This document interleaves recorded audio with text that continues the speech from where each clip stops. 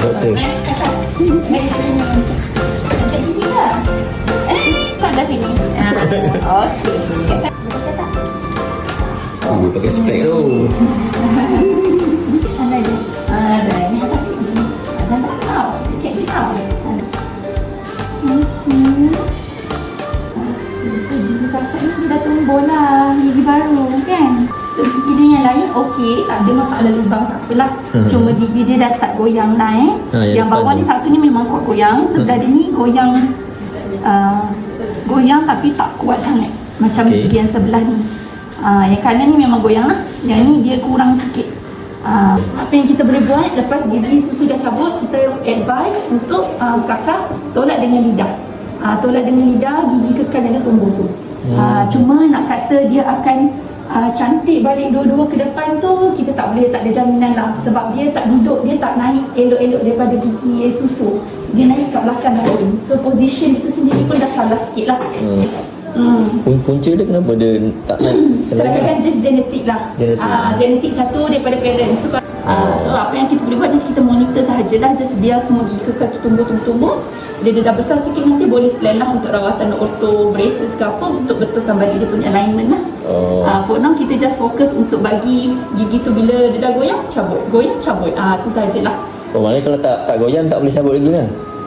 Sebab kalau memang cik nak cabut yang cara macam plan nak cabut ni korang nak keluarkan juga, yang itu biasa saya akan advise kena deal dengan pakar.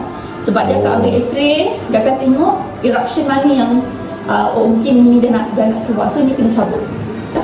Tapi kalau ikutkan turutan memang depan dulu kan? Betul, depan bawah dulu, lepas tu nanti gigi atas depan. Gigi atas dua depan ni lah, tak sofa. Gigi atas depan dia ni pun tak goyang lagi. Tapi ada tanda dia nak keluar berlapis tak? Nak cakap tanda tu tak nampak tanda lah. Tapi kalau dia tak goyang lagi lah, ni sikit lah sikit. Tapi akan makan masa lah, sebab bawah ni pun baru nak cabut kan. So atas ni biasanya dia tahun seterusnya, maksudnya lebih kurang gap dia. Kalau ini umur 6-7 tahun, ni biasanya 7-8 tahun. Dia macam tu. Okey, doktor spray sikit boleh? Okey, doktor spray sikit lah. Sejuk-sejuk sikit. Tak suka dia tak nak bentak.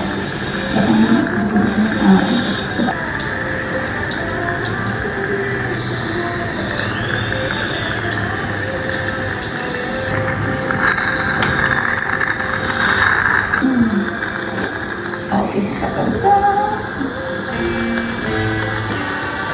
Very good.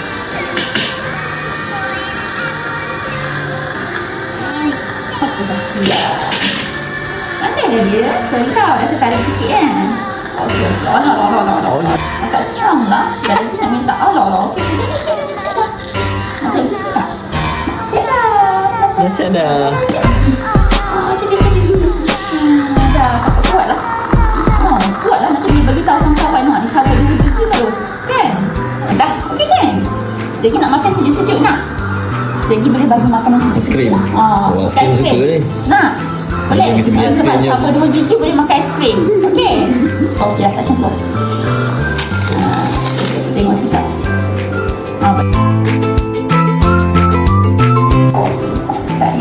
Kakak besar? Kakak besar lagi? Ya. Okey? Okey. Okey, dah siap. Siap lah.